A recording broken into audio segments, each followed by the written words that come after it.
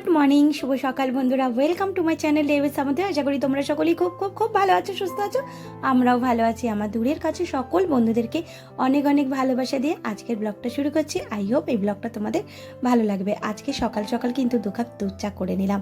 অনেকদিন ধরে দুধ চা কিন্তু আমরা সকালে খাই না, বিকেলের দিকে প্রায় খাওয়া হয়। তা চলো চাটা খেয়ে নিই, তারপর পরপর কাজগুলো শুরু করে দেবো।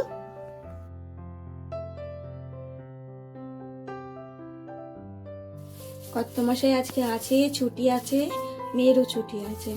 তা এই দেখো এখানে বাজার থেকে আলু নিয়ে এসছে, বাজার করেনি। আর বাঁকুড়ার আলুটা তো শেষ হয়ে গেছে, আর ওখানে জানো না বস্তা, মানে এত আলু সস্তা, তা বস্তা নিতে হবে। তা এক বস্তা আলু নিয়ে এসে আলুটা তো নষ্টই হবে, তাই না? একা রাতে ঢালতে পারছি না, দাঁড়াও আলুটা একটু ঢেলে নেই। তার জন্যে বাজার থেকে এখানে 2 কিলো মতো আলু নিয়ে এলো। জল দিয়ে ভিজিয়ে রেখে দিই। আর চলো কি এনেছে দেখাচ্ছে। আজকে একটু বেলা করে চা খেয়েছি, এখন ওই 9:30 বাজতে যায়, যেহেতু সব ছুটি তার জন্য। রোববার মানুষের ছুটি থাকে, আমাদের আবার রোববার ছুটি নয়, রোববার মেয়ের ছুটি থাকে, কিন্তু কর্তামশাইয়ের ছুটি থাকে না। এই দেখো চিকেন নিয়ে এসছে, চিকেনটাকে ধোবো। চলো আগে একে নুন মাখিয়ে ভালো করে রেখে দিই, ওই গায়ের থেকে যে ল্যানানি ভাবটা আছে সেটা বেরিয়ে যাবে, তবে ধবধবে পরিষ্কার হয়ে যাবে। দেখি চিকেনটা আবার কিভাবে করি। আজকে আমার আবার ছোটো কাকা শ্বশুর একটু চিকেন খেতে চেয়েছে, তার জন্যই আরও চিকেন আনলাম, নাহলে আমার চিকেন ভালো লাগে না, চিকেন খেতে অতটা ভালো লাগে না। চলো এটাকে নুন মাখিয়ে রেখে দিই।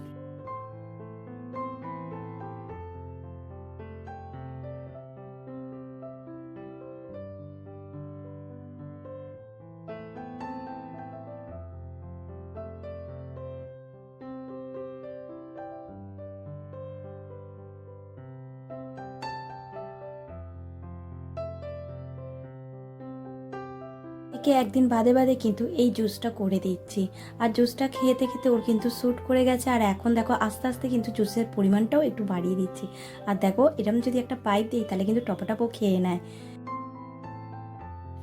এখানে সাদা ধবধবে পরিষ্কার করে নিয়ে নিয়েছি, এখানে আলু কেটে রেখেছি, এখানে পেঁয়াজ কাটা রয়েছে, আর এখানে মেখে বিকেলবেলা মোমো করে দেবো, তার জন্য চিকেন সরিয়ে রেখেছি।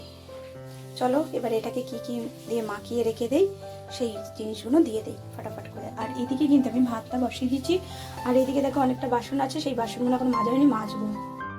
সব মশলা দিয়ে দিচ্ছি, এবার সর্ষে তেল দিয়ে দিচ্ছি।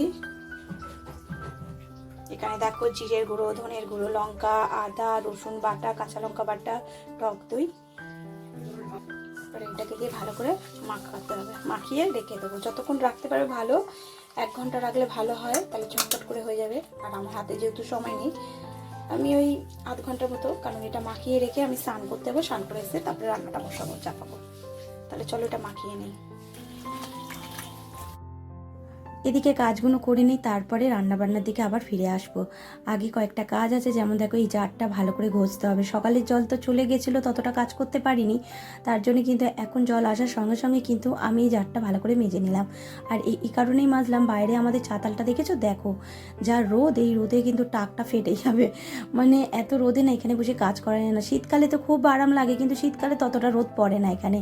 তা উপরে তিরপলটা টাঙানোর জন্য শুধু কর্তামশাই না, কর্তামশাইয়ের সঙ্গে আমার শ্বশুরদেরও একটু হাত লাগাতে হবে। তা শ্বশুরদের ছুটি হলে তখনই তারা লাগাবে, তার জন্য আমি কিন্তু ঘরে এরকম হাফ কাজ করে তারপরে কিন্তু কলতলায় গিয়ে টপাটপ করে ধুয়ে নিই। আলুগুলোও কিন্তু ভিজিয়ে রেখে দিয়ে এসেছিলাম, সেগুলোকে ভালো করে পরিষ্কার করে ধুয়ে এখানে রেখে দিলাম।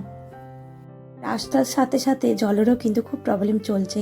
জল কিন্তু ওই ছোট কলটায় থাকে, তার যেই 1টা বাজে তখনই কিন্তু জলটাও চলে যায়, তাই দৌড়াদৌড়ি করেই কাজগুলো করতে হয়। পুজো দেওয়া হয়ে গেছে, দেখো গোপুসোনাকে খাইয়ে দাইয়ে চলো এবার নিচের ঘরে যাই।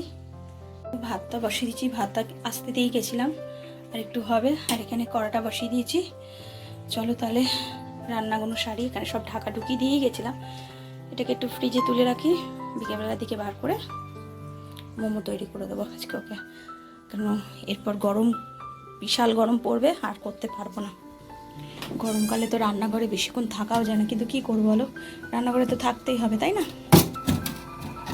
এই দেখো একটা আইসক্রিম রয়েছে, এটা খেয়ে নেবো, এখন খেয়ে নেবো। আইসক্রিমটা এটাকে একটু ধুয়ে নেই, মাছের এতে ছিল।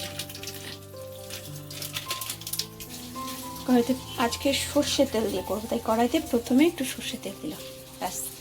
এই তেলেতেই চিকেনটা করবো। এখানে যে আলু কেটে রেখেছি, এই আলুগুলো ঠাপাটাপ করে ভাজবো।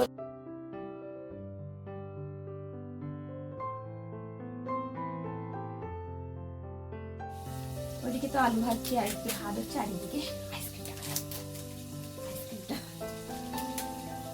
কত দাম জানো? এটা 5 টাকা দেবো বলে যাচ্ছে, তাদের টোকা।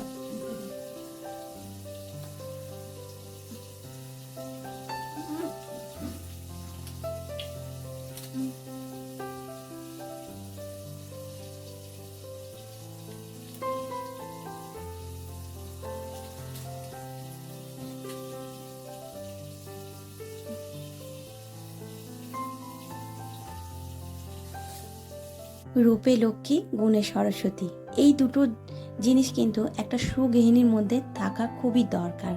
তাহলে কিন্তু একটা সংসারের পরিপূর্ণভাবে একটা সুগৃহিণী হয়ে ওঠা যায়।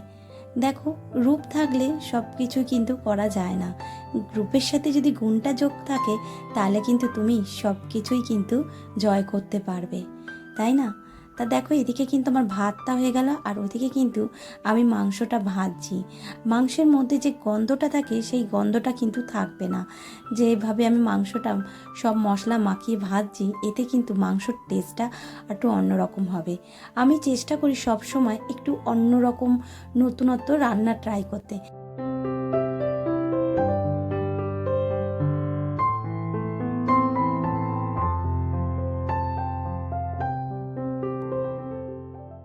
আমি কিন্তু সব রান্না এরকম ঢেকে ঢেকে করি, এতে কিন্তু আমাদের গ্যাসটাও কিন্তু অনেকটা বাঁচে।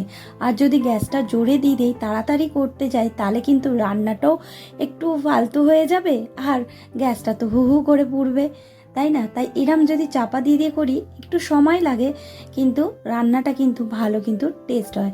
দেখবে রান্না যত কষাবে, তার টেস্ট কিন্তু দ্বিগুণ বেড়ে যায়। আর রান্না যদি জোরে দিয়ে যদি কষাই, তার মধ্যে জল ঢেলে দেই, তাহলে কিন্তু রান্না হয় না, সেটা কিন্তু ওই মশলা দিয়ে জল দিয়ে সেদ্ধ বলে, তাই না? দেখো, যাদের গুণ আছে, তারা কিন্তু সব রকম ধরনের কিন্তু কিভাবে করতে হবে, কিভাবে গোছাতে হবে, সব কিছুই কিন্তু খুব সুন্দরভাবে করে। তাদের কিন্তু রূপের প্রয়োজন পড়ে না। এদিকে রান্না বান্না করে কিন্তু বাসনও মাজা হয়ে গেছে, আর এরপরে বাসনগুলো জায়গার মতো গুছিয়ে রেখে দেবো। এতে কি আমার বিকেলবেলা কাজটা কিন্তু একটু কমে যায়।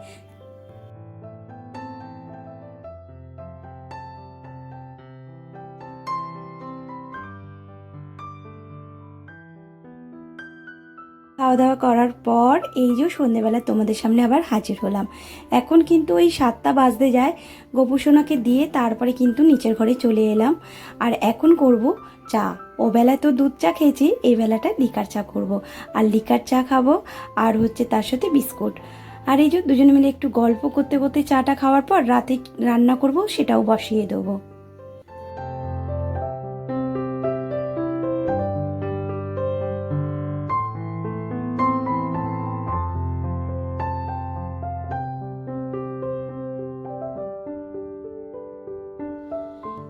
এখানে চিকেনের মধ্যে গোলমরিচের গুঁড়ো, তারপরে রসুন, আদা আর পেঁয়াজ দিয়ে দিয়েছি। আর চিকেনটা যেটা ঢাকা দেবো, এটা সিদ্ধর পর, তারপর আবার ফিরে আসছি তোমাদের কাছে। চিকেনটা সেদ্ধ হয়ে যাওয়ার পর কিন্তু আমি গ্রেট করে নিয়েছি। এর মধ্যে গোলমরিচের গুঁড়ো, সোয়া সস আর হচ্ছে নুন দিয়ে দিলাম।